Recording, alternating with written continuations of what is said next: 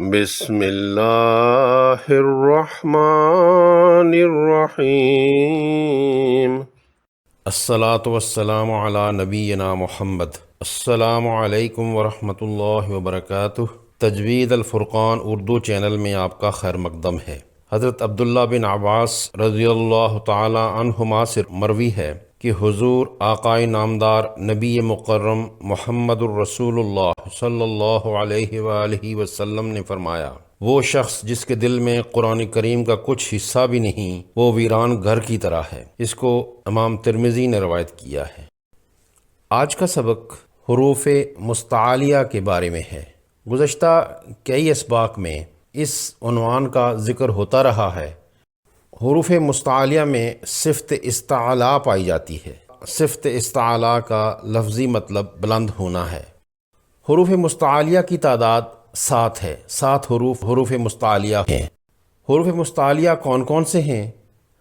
خا، صاد، ضاد، غین، طا، ظا اور قاف۔ ان کا مجموعہ خصہ دغضن قط ہے۔ حروف تہجی میں سے کچھ حروف ایسے ہیں کہ جو کہ ہمیشہ پر پڑھے جاتے ہیں۔ اس عمل کو موٹا پڑھنا بھی کہا جاتا ہے۔ انگلش میں ہیوی لیٹرز کہلاتے ہیں اور عربی میں مخفف حروف۔ ان پر کوئی سی بھی حرکت ہو ہمیشہ پر پڑھے جائیں گے۔ ان حروف کا صفاتی نام حروف مستعلیہ ہے۔ ان 7 حروف میں سے 4 حروف زیادہ موٹے ہوتے ہیں، جن میں صفت اطباق بھی پائی جاتی ہے۔ یہ 4 حروف صاد، ضاد، طا اور ظا ہیں۔ منطبق لفظ اردو میں عام بولا جاتا ہے، جس کا مطلب ہے چسپاں، نتھی، منسلک ہونا، ڈھانپنا۔ اطباق اس کا معنی ہے چمٹنا، ملنا۔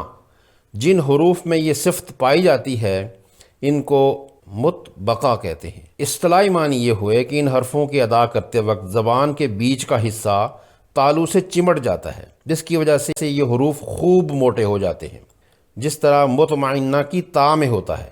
یہ صرف 4 حروف میں پائی جاتی ہے، صاد، ضاد، طا اور ظا میں۔ حروف مستعلیہ کو کیسے پڑھا جائے؟ پہلے زبان کو سکون والی حالت میں لائیں، پھر منہ کو اندر سے گول کریں۔ جتنا ممکن ہو منہ کو اندر سے گول کریں۔ یہ خیال رہے کہ ہونٹ واؤ کے مخرج والی شکل میں نہ آئیں، یعنی کہ ہونٹ گول نہ ہوں۔ زبان کی جڑ کو تالو کی طرف بلند کریں اور تھوڑا پیچھے کی طرف دھکیلیں۔ ان کی ادائیگی کے لیے منہ کو عموداً کھولنا ہے، ہونٹوں کو گول نہیں کرنا، ورنہ ایک پیش کا اضافہ ہو جائے گا۔ ان حرفوں کی ادائیگی کے وقت زبان کی جڑ کا اکثر حصہ تالو کی طرف اٹھ جاتا ہے، جس کی وجہ سے یہ حروف موٹے ہو جاتے ہیں، منہ بھر کر پڑھے جاتے ہیں۔ تفخیم کیا ہے؟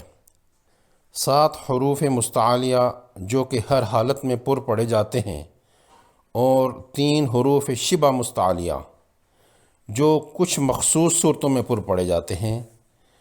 اس پر یا موٹا پڑھنے کو تفخیم کہتے ہیں۔ شبہ مستعلیہ کے حروف کا بیان انشاءاللہ تعالی آئندہ سبق میں آ رہا ہے۔ اسی طرح باقی کے حروف باریک پڑھے جاتے ہیں۔ ان کو عربی میں مرقق حروف اور انگلش میں ایمپٹی ماؤتھ لیٹرز کہا جاتا ہے۔ ان حروف کے باریک پڑھنے کے عمل کو ترقیق کہتے ہیں۔ حروف مستعلیہ کی مثالیں دیکھتے ہیں۔ اس آیت میں لفظ خافہ، یہ خا حرف مستعلیہ ہے، اس لیے اس کو پر پڑھیں گے، موٹا کر کے پڑھیں گے۔ اس کی آگے جو الف ہے یہ بھی موٹا پڑھا جائے گا۔ شبہ مستعلیہ کے حروف کے سبق میں اس کے متعلق پڑھا جائے گا۔ فی الحال آپ یہی سمجھیں کہ اس الف کو بھی موٹا کرنا ہے۔ خافہ، منہ کو سیدھا کھولنا ہے اوپر کی طرف، خافہ۔ دوسری مثال اس میں صاد ہے۔ صاد حرف مستعلیہ ہے۔ اخسیناہ، صاد ادا کرنے کے لیے سیدھا منہ اوپر کی طرف کھولیں گے۔ اگلی مثال اس میں الضاد حرف مستعلیہ ہے۔ الارض، علم نجعل الارض، ضاد کو ادا کرنا ہے، ارض، منہ بھر کر ادا ہوگا۔ اس مثال میں غین، فاغرقنا، غین کاف بھی ہے اور غین بھی ہے، دو حروف مستعلیہ ہیں اس میں، غین بھی ہے اور قاف بھی ہے۔ اس سے آگے غین دوبارہ بھی آ رہا ہے غافلین میں، غافلین میں غین ایک دفعہ پھر آ رہا ہے غافلین، فاغرقناہم، اور آخر میں ہے غافلین۔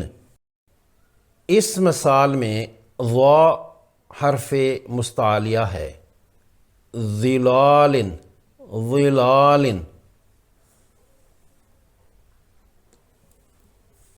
اس میں قاف ہے پہلا، وقاہم، وقاہم اللہ، وقاہم اللہ، اور دوسری دفعہ پھر قاف ہے ولقاہم، ولقاہم۔ تیسری دفعہ الضاد ہے نظرتن۔ اس میں حرف مستعلیہ یطوف، طا ہے یطوف، یطوف، خوب موٹا کر کے پڑھیں گے طا کو ورنہ یہ تا ہو جائے گی، ویطوف۔ پھر آگے خا ہے ولدان مخلدون، مخلدون، خا کو موٹا پڑھنا ہے۔ اگر ان حروف کو پر نہ پڑھا جائے تو پھر کیا ہوگا؟ اگر حرف صاد کو صفت استعلا کے ساتھ ادا نہ کیا جائے، یعنی موٹا نہ پڑھا جائے بلکہ باریک پڑھیں، تو یہ سین بن جائے گا، کیونکہ ان دونوں کا مخرج ایک ہی ہے۔ مخارج میں ہم پڑھ چکے ہیں کہ صاد اور سین کا مخرج ایک ہی ہے، فرق یہ ہے کہ صاد موٹا حرف ہے، اس کو پر کر کے پڑھتے ہیں، چونکہ اس سے ایک حرف دوسرے حرف سے بدل جائے گا، اس طرح لحن جلی ہوگا جس سے معنی بگڑ جائیں گے۔ اسی طرح تا بن جائے گا، زال کی آواز دے گا، غین اردو کا گاف بن جائے گا، اور قاف کاف کی آواز سے ادا ہوگا۔ اگلا سبق انشاءاللہ تعالی شبہ مستعلیہ کے حروف پر ہوگا۔ اللہ کریم رحمان و رحیم ہم سب کا حامی و ناصر ہو۔ اللہ قادر و قدیر اپنی نصرت سے غزہ کے مظلوموں کی مدد فرمائے، آمین۔ مجھے امید ہے کہ آپ نے اس سبق سے کچھ سیکھا ہوگا۔ انشاءاللہ آئندہ جلد ملاقات ہوگی۔